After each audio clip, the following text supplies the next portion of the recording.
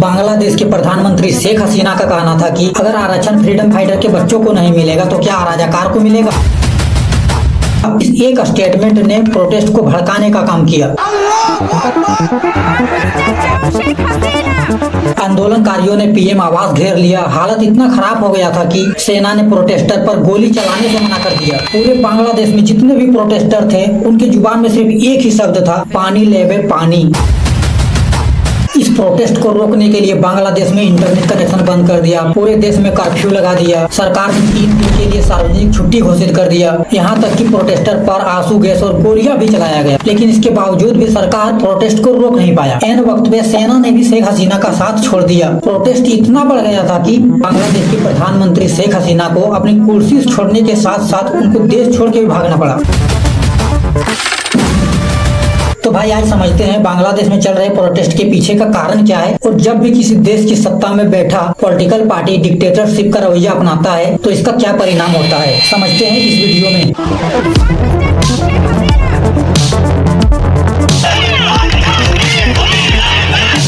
बांग्लादेश में एक बार फिर से हिंसा की आग में झुलस रहा है। इसी बीच सबसे बड़ी खबर है कि प्रधानमंत्री शेख हसीना ने इस्तीफा दे दिया।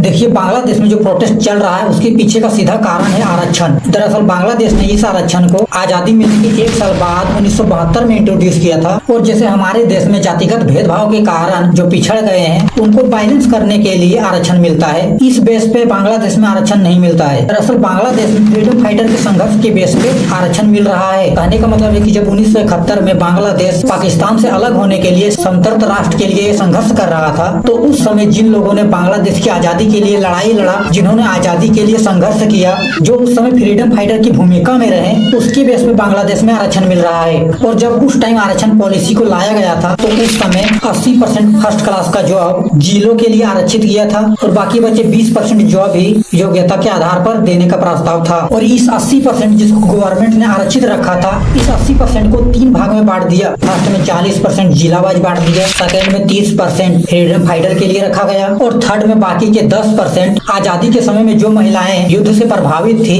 उनको आरक्षण दिया गया। लेकिन ठीक इसके 4 साल बाद 1976 में वहाँ की सरकार ने इस आरक्षण पे बदलाव कर दिया, और इस बार फर्स्ट क्लास और सेकंड क्लास की जॉब के लिए जो योग्यता के आधार पर 20% जॉब मिलता था उसको 40% कर दिया। सेकंड में जो पहले फ्रीडम फाइटर के लिए 30% आरक्षण था उसको सेम ही रखा, और बाकी जो 30% बच गए उससे 3 भाग में बांट दिया। फर्स्ट में इस बार भी जो महिलाएं आजादी के समय में युद्ध से प्रभावित थी उनको 10% आरक्षण दिया गया। सेकंड में जो पहले जिलों के आधार पे 40% नौकरी आरक्षित था उसे 10% कर दिया, और थर्ड में बाकी बचे 10% आरक्षण वहाँ की महिलाओं के लिए रिजर्व रखा गया। देखिए मैंने आरक्षण में बदलाव को लेकर जो कहानी बताया है तो 30% जो फ्रीडम फाइटर को आरक्षण मिल रहा है उसको समझाने के लिए बताया है। दरअसल जब से बांग्लादेश आजाद हुआ है तब से 2024 तक में आरक्षण पर वहाँ की सरकार ने 7 से 8 बार बदलाव किया है, लेकिन जो फ्रीडम फाइटर को 30% आरक्षण मिल रहा था इसको लेके गवर्नमेंट ने कभी बदलाव नहीं किया। फ्रीडम फाइटर की कैटेगरी में जो थे या जिन्होंने बांग्लादेश की आजादी में फ्रीडम फाइटर की भूमिका निभाई उनको शुरुआत से ही इन 30% आरक्षण का लाभ मिला,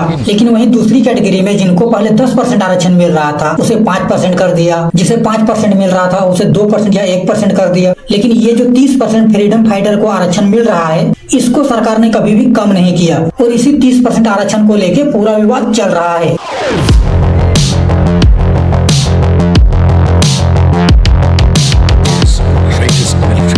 आप सोच रहे होंगे कि तो अच्छी बात है कि फ्रीडम फाइटर को आरक्षण मिल रहा है, इसमें किसी को क्या प्रॉब्लम हो सकता है। तो भाई फ्रीडम फाइटर को आरक्षण मिलने से किसी को कोई प्रॉब्लम नहीं है, यहाँ प्रॉब्लम है इनके बच्चों के बच्चों से, क्योंकि 1971 में जिन्होंने आजादी की लड़ाई लड़ी उनमें से ज्यादातर लोग अब नहीं है। लेकिन 1985 में वहाँ की सरकार ने आरक्षण पर एक अधिसूचना जारी करके ये कह दिया कि जो फ्रीडम फाइटर नहीं रहे उनके बच्चों को भी इस 30% की आरक्षण की कैटेगरी में शामिल किया जा सकता है। और ठीक इसके 12 साल बाद 1997 में इनके बच्चों को भी इस 30% आरक्षण में शामिल कर लिया, और फिर 2011 में जो फ्रीडम फाइटर के नाती पोते थे उनको भी इस 30% आरक्षण की कैटेगरी में शामिल कर लिया जाता है। हालांकि उस समय भी वहाँ के लोगों ने इसका विरोध किया था, लेकिन इतना वायलेंट और उग्र नहीं हुआ था जैसा कि अभी हुआ है। A new wave of violence in Bangladesh has killed dozens of people and left several injured. तो देखिए अभी के हालात के बारे में डिस्कस करने से पहले हम थोड़ा बांग्लादेश के बेरोजगारी के हालात के बारे में डिस्कस कर लेते हैं, ताकि आप वहाँ की सिचुएशन से ज्यादा क्लियर हो पाओ। तो देखिए 2009 से ही शेख हसीना बांग्लादेश की प्रधानमंत्री है, और इतने लंबे समय से देश का प्रधानमंत्री है तो युवाओं के लिए कुछ तो किया ही होगा, तभी तो पिछले 16 सालों से वहाँ के यूथ इनको वोट दे के पावर में रखा है। लेकिन भाई ऐसा सोचना गलत है, ऐसा कुछ नहीं है दोस्त। जैसा हमें प्रधानमंत्री मिला है ना, सेम वैसे ही बांग्लादेश के लोगों को भी प्रधानमंत्री मिला है। हमारे देश में जैसे चलता है ना, मोदी का 56 इंची का सीना, मोदी है तो मुमकिन है, सेम वहाँ पे भी मीडिया वाले शेख हसीना को लोक महिला के नाम से पुकारते हैं, कोई आयरन लेडी के नाम से संबोधित करता है, और ऐसे ही राजनीति चल रहा है। और ओवरऑल जो बेरोजगारी का मुद्दा है, लोगों के इनकम की बात है, सबसे खराब स्थिति में है। देखिए बांग्लादेश की टोटल पॉपुलेशन लगभग 17 करोड़ है, जिसमें से 3 करोड़ 20 लाख से ज्यादा यूथ बेरोजगार है, और हर साल मात्र 3000 सरकारी वैकेंसी निकलता है, जिसके लिए हर साल करीब 4 लाख लोग अप्लाई करते हैं, और ऐसे में जॉब मिलना किल्लत जैसा है। सेकेंड में 2023 की एंकर रिसर्च इंस्टीट्यूट की रिपोर्ट बताता है कि 2016 में ढाका के एक परिवार की औसत इनकम 16,450 टका था, जबकि परिवार को अपना खर्च चलाने के लिए 25,990 टका की जरूरत था। हालांकि 2023 में लोगों की कमाई बढ़कर 25,462 टका लगभग 18,200 रुपए हो गया था, लेकिन इस बीच परिवार का खर्च बढ़ के 40,228 टका लगभग इंडियन करेंसी में 28,800 रुपए हो गया था। और ओवरऑल इनकम कम है और खर्च बढ़ रहा है, और प्राइवेट सेक्टर में इनकम कम है। ऐसे में लोग जरूरत से ज्यादा कमा नहीं पा रहे हैं, और दूसरी तरफ गवर्नमेंट जॉब के भी लाले पड़े हैं, और पूरी तरह से वहाँ के यूथ बेरोजगार बैठे हैं। और ऐसे में वहाँ जब भी कोई वैकेंसी आता है तो 30% सीट फ्रीडम फाइटर के पोते पोतियां ले जाते हैं, 10% सीट वहाँ के पिछड़े जिलों में रहने वाले लोग ले जाते हैं, 10% वहाँ की महिलाएं, 5% धार्मिक अल्पसंख्यक लोग ले जाते हैं, और 1% सीट वहाँ के हैंडीकैप वाले ले जाते हैं। और इन सारे का टोटल करें तो पूरा 56% सिर्फ आरक्षण वालों के लिए ही रिजर्व है, और बाकी बचे 44% सीट में ही जो टैलेंटेड है उनको काम चलाना पड़ता है। इसलिए आए दिन ये लोग रिजर्वेशन सिस्टम के खिलाफ प्रोटेस्ट करते हैं। बेसिकली इनका कहना है कि सरकार जो 30% आरक्षण फ्रीडम फाइटर के बच्चों को दे रहा है, उनको 5 से 10% कर दिया जाए, या तो पूरी तरह से खत्म कर दिया जाए। इस कोटा सिस्टम के खिलाफ 2018 में वहाँ के हाई कोर्ट में ढाका विश्वविद्यालय के एक छात्र और 2 पत्रकारों ने इस व्यवस्था को रद्द करने के लिए याचिका भी दायर किया था, लेकिन हाई कोर्ट ने इस याचिका को खारिज कर दिया। उसके बाद 2018 में भी वहाँ पे लोगों ने 4 महीने तक प्रोटेस्ट किया था, जिसके कारण शेख हसीना ने बांग्लादेश में सिविल सर्विसेज पर जो पहले आरक्षण मिल रहा था उसको पूरी तरह से खत्म कर दिया था। लेकिन 2021 में फ्रीडम फाइटर के कुछ बच्चों ने हाई कोर्ट में आरक्षण हटाने के खिलाफ याचिका दायर कर दिया, और 5 जून 2024 को फ्रीडम फाइटर के बच्चों की याचिका पर सुनवाई करते हुए इस कोटा सिस्टम को फिर से लागू कर दिया, और इसके बाद ही यहाँ पे स्टूडेंट का प्रोटेस्ट शुरू होता है। A new wave of violence in Bangladesh has killed dozens of people and left hundreds injured.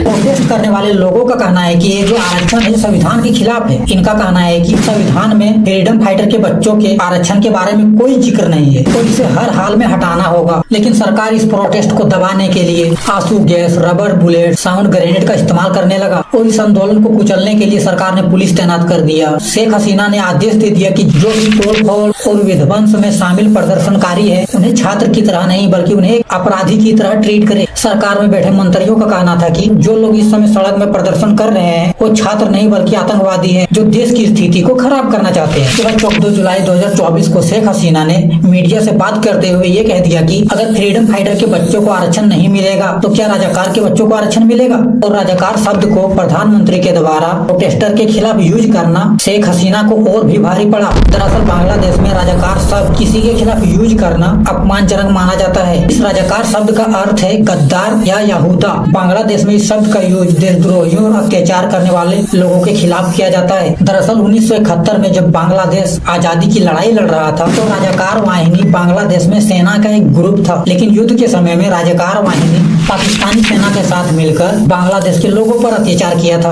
और ऐसे में प्रधानमंत्री के द्वारा राजाकार शब्द को प्रोटेस्टर के खिलाफ ही इस्तेमाल करना इनके लिए महंगा साबित हुआ। इससे प्रोटेस्ट और भड़क गया। प्रदर्शनकारियों ने सरकारी टेलीविजन स्टेशन में आग लगा दिया। प्रोटेस्ट के कारण सरकार को रेलवे सेवा बंद करना पड़ा। देश के कई हिस्सों पर मोबाइल इंटरनेट बंद कर दिया गया और लास्ट में कर्फ्यू भी लगा दिया। प्रोटेस्टर पर गोली चलाने का भी आदेश दे दिया। फिर भी ये रुके नहीं और प्रोटेस्टर का उग्र रूप देखकर 21 जुलाई 2024 2024 को सुप्रीम कोर्ट ने हाई कोर्ट के फैसले को पलटकर आरक्षण को भी खत्म कर दिया और फ्रीडम फाइटर के बच्चों के लिए मात्र 5% आरक्षण और इसके अलावा 2% आरक्षण धार्मिक अल्पसंख्यक और हैंडीकैप को दिया गया और बाकी के 93% नौकरियां योग्यता के आधार पर कराने का फैसला दे दिया। लेकिन इसके बावजूद भी प्रोटेस्ट रुका नहीं, क्योंकि कोर्ट का फैसला आने से पहले 200 से ज्यादा प्रोटेस्टर मारे जा चुके थे, हजारों लोग इसमें घायल हो गए थे। किसी ने इस हिंसक प्रोटेस्ट में अपना दोस्त खो दिया, किसी ने अपना भाई खो दिया। और सुप्रीम कोर्ट का फैसला आने के ठीक 3 दिन पहले 18 जुलाई को इस आंदोलन का सबसे फेमस चेहरा महबूब रहमान की गोली लगने से मौत हो गया। ये बंदा पूरे प्रोटेस्ट में सारे प्रोटेस्टर को अपनी भाषा में पानी लगवे पानी ये बोल के सबको पानी पिला रहा था। लेकिन 18 जुलाई को इस बंदे की गोली लगने से मौत होने के बाद हर आंदोलनकारी के जुबान में सिर्फ एक ही लाइन था, पानी लगवे पानी। हर प्रोटेस्टर के जुबान में यही लाइन था। और इसके बाद लोगों ने सरकारी कार्यालय तोड़ना शुरू कर दिया, रोड में एम्बुलेंस बस हर चीज जलाने लगे। बांग्लादेश में शेख हसीना के पिता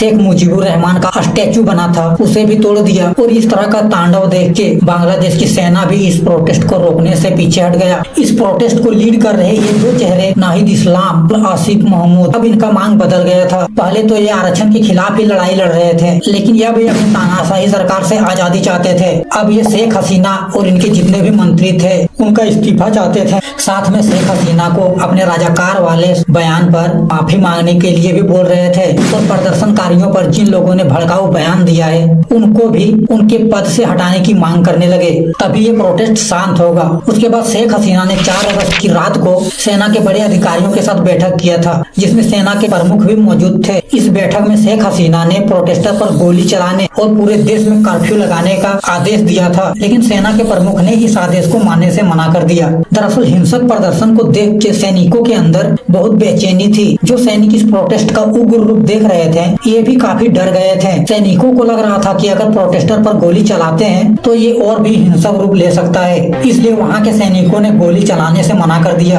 और अपने सेना प्रमुख से इस आदेश को न मानने का दबाव बनाया। और जब सेना के प्रमुख ने शेख हसीना के आदेश को मानने से मना कर दिया तो 5 अगस्त 2024 को शेख हसीना को अपने पद से इस्तीफा देना पड़ा। और हिंसा इतना उग्र था कि प्रधानमंत्री के कार्यालय को भी घेर लिया था और इसकी वजह से शेख हसीना को अपना देश भी छोड़ के भागना पड़ा। फिलहाल अभी शेख हसीना भारत में है और अभी करंट सिचुएशन ये है कि मोहम्मद यूनुस बांग्लादेश के पीएम पद का शपथ ले लिए हैं। उसके बाद इस आंदोलन को नाहिद इस्लाम और आसिफ महमूद ने लीड किया था और अभी इन्हें सरकार का सबसे युवा सलाहकार बनाया गया है। तो भाई ये है अत्याचार के खिलाफ स्टूडेंट का पावर। भाई जय हिंद जय भारत।